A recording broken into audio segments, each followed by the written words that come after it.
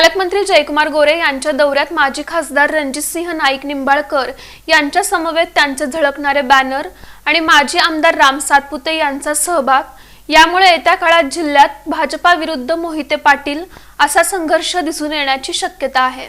सोलापूरचे पालकमंत्री म्हणून जयकुमार गोरे यांचा गुरुवारी पहिला दौरा होता। अर्थातच त्यांचं जोरदार स्वागत अपेक्षितच होतं। ठिकठिकाणी त्यांच्या स्वागताचे फलक उभारण्यात आले। या फलकांवरील माजी खासदार रणजितसिंह नाईक निंबाळकर तसंच राम सातपुते यांच्या छबी मात्र चांगल्याच चर्चेमध्ये राहिल्या। शिवाय या बॅनर्सनी जिल्ह्याच्या आगामी राजकारणाची चाहूल देखील दिली। अर्थात हे राजकारण भाजपा विरुद्ध मोहिते पाटील असंच असण्याची शक्यता आहे।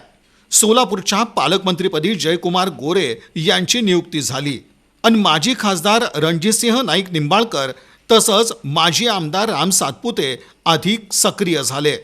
तसं तर आधीपासून राम सातपुते यांनी रणजितसिंह मोहिते पाटील यांच्या विरुद्ध दंड थोपटलेत। दुसरीकडे नाईक निंबाळकर आणि मोहिते पाटील यांचा संघर्ष सुरूच आहे। आता रणजितसिंह नाईक निंबाळकर यांच्या जवळचे असणारे जयकुमार गोरे सोलापूरचे पालकमंत्री आहेत। यामुळं नाईक निंबाळकर आणि राम सातपुते यांना चांगलंच राजकीय बळ मिळालंय। पालकमंत्री जयकुमार गोरे यांच्या दौऱ्यात हीच बाब दिसून आली। दुसरीकडे जिल्ह्यात मोहिते पाटील यांचं वाढणारं वर्चस्व भाजपला मोडीत काढायचंय। तेव्हा येत्या काळात सोलापूर जिल्ह्यात भाजपा विरुद्ध मोहिते पाटील असा राजकीय संघर्ष दिसून येऊ शकतो।